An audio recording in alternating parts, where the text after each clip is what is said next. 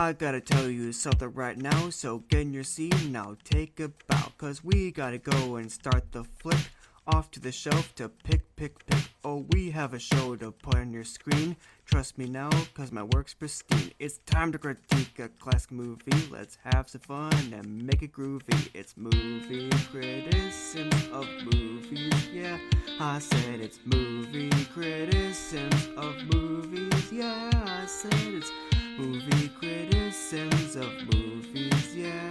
I said it's movie criticisms of movies, yeah. I said it's...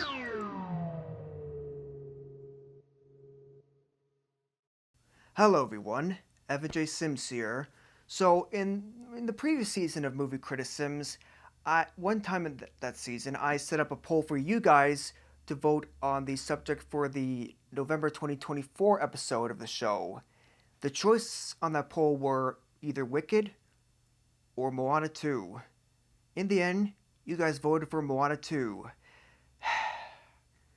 And just after finally seeing that film for you guys to review for you, man, do I wish that Wicked won instead, because that movie was so much better than Moana 2. So curse you, voters! Curse you! Sorry, I got a little... Don't mean to offend you. Anyway, in this episode of the show, in this new season, I think it's time I made up for that little mishap by reviewing Wicked's new sequel this year, Wicked for Good. Before I do, though, let me tell you my thoughts on the first film from last year. Wicked was a musical fantasy film from last year. It covers the entire first half of the original stage play by Stephen Schwartz, as well as the novel by Gregory Maguire. The story centers on a green-skinned woman named Elphaba, telling how she met the popular schoolgirl Glinda, how they became close friends, and how they began to unravel a dark mystery behind Oz's treatment of its animals. Like I said earlier, I highly enjoyed the first Wicked. I even declared it the best movie of Movie Criticism Season 5 in that annual video. I found the performances to be amazing, the central friendship between Elphaba and Glinda to feel real and natural, and the story to be surprisingly gripping. In the end, it was no surprise that it left me excited for what was to happen next. Okay, so with that said, what did I think of the sequel, Wicked for Good is the sequel to the 2024 Wicked, as it tackles the second half of the original play/novel. It has been a year since Elphaba defied the Wizard of Oz at the end of the first film, and she has now become a public enemy to the people of Oz. In the meantime, Glinda is being forced by the wizard, as well as Glinda's school headmistress, Madame Morrible, to act as Glinda the Good, to create some more propaganda against Elphaba. But of course, Glinda doesn't really want to do this, as Elphaba has been her only true friend. Soon, the two force rivals will reunite, and their fates will be determined in their fight against the fraudulent wizard.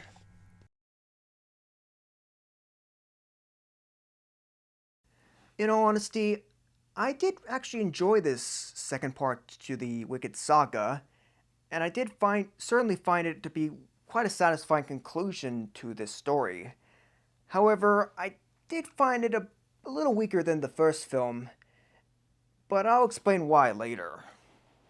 For now, the first pro for Wicked for Good I'll give is that by the end of the story, it does give you what you want and expect from this kind of concluding chapter movie. Every character arc and plot element does make sense, and every choice that they make does feel warranted, well, at least for the most part. The film is also incredibly clever of how it basically blends its story with the story of the Wizard of Oz. Everything in every transition and element there does seem to blend very smoothly. However, again, I do think that this second part of the story is a little inferior to the first part, and there are a couple reasons why. One issue I have, first of all, is that this film does kind of rehash some scenes from the first film. For instance, there is one scene during the beginning of the second act that feels way too similar to the pre-climax of Wicked Part 1. But one even bigger problem with this movie is actually its final ending.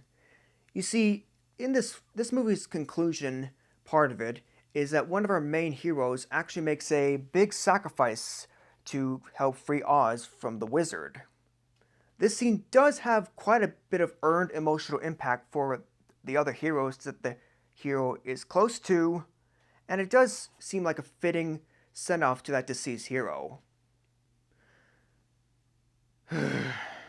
But just as soon as the main conflict gets totally resolved, suddenly, out of nowhere, it turns out that this sacrifice was actually fake, and that the sacrifice just.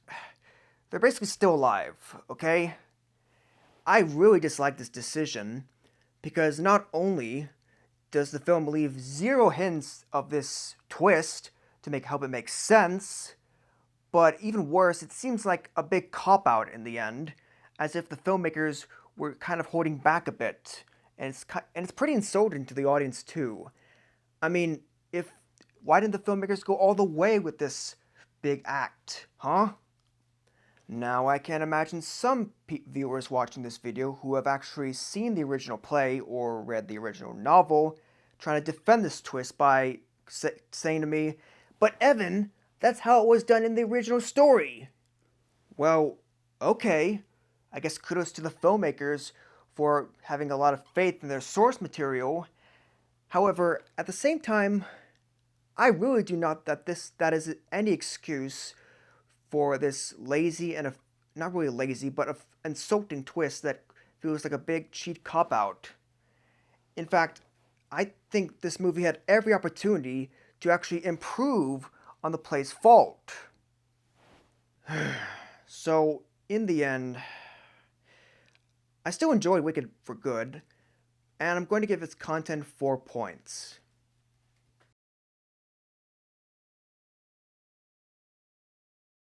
Just like in the first movie, our main characters are Elphaba and Glinda, and they are just as excellent and charming as ever as they were in the first film.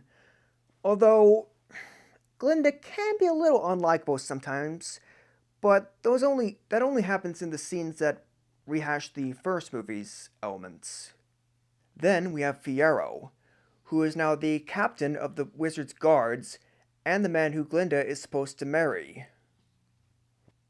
But soon he is caught in this big love triangle between Elphaba and Glinda. After eventually essentially betraying Glinda in a way, sort of, Fiyero gets caught by the rest of the Wizard's Guards and suffers a terrible fate.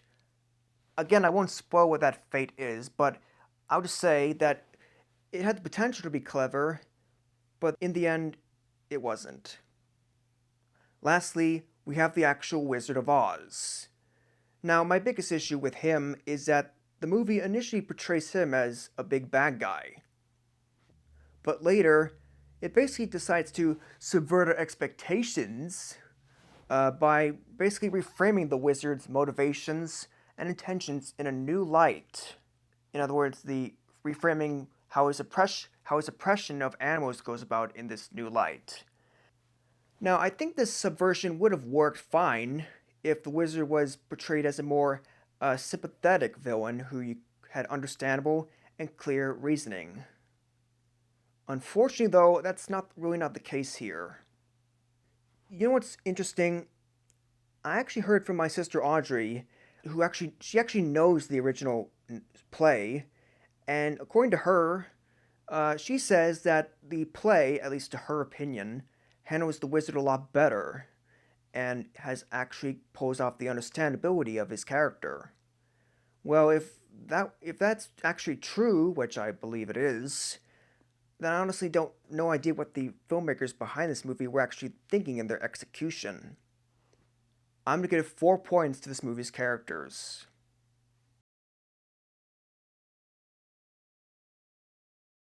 While Wicked for Good's CGI and practical effects are excellent, very excellent, I do sincerely believe that its camera work and cinematography deserve just as much praise. Without any doubt, the standout moment of great cinematography happens during a musical number sung by Glinda in her bedroom. During this number, basically, the camera slowly zooms in from a close up of Glinda's face as she's looking into a mirror on her wall. It slowly zooms in on her face until it basically disappears, zooms into the mirror so much, then, eventually, when it gets close enough, it zooms out and it makes it appear like Glinda's in a completely different room and different angle and position, which is so cool. The rest of the cinematography is also great. Everything does seem well lit, has good focus, and can look just darn beautiful at times, too. These reasons are why I give a full 5 points to this movie's visuals.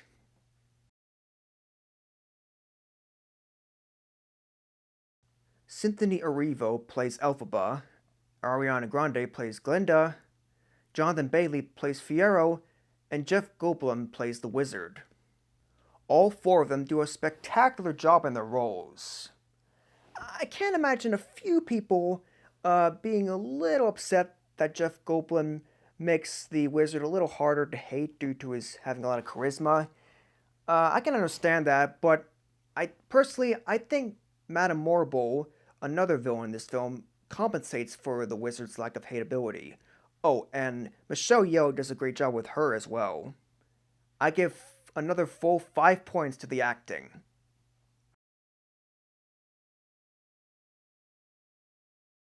The musical score for Wicked for Good, which was composed by John Powell, does sound really effectively epic and emotional, which really helps to sell this movie's drama. Unfortunately, though, I'm afraid that this movie's musical numbers are the music category's Achilles heel here. The biggest problem with them?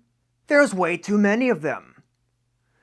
Basically, every scene in the film I could think of, from beginning to end, has at least one song in them. Now, yes, I know that Wicked for Good is a musical movie, but I don't think that means that every major moment has to have a musical number to sell the moment. Heck, the first film actually did a better job of spacing the musical numbers evenly. To make matters even worse, the musical numbers themselves in Wicked Part 2 are really not as memorable as the first film songs. So, sadly, I'm afraid I'm going to have to give only 3 points to this movie's music.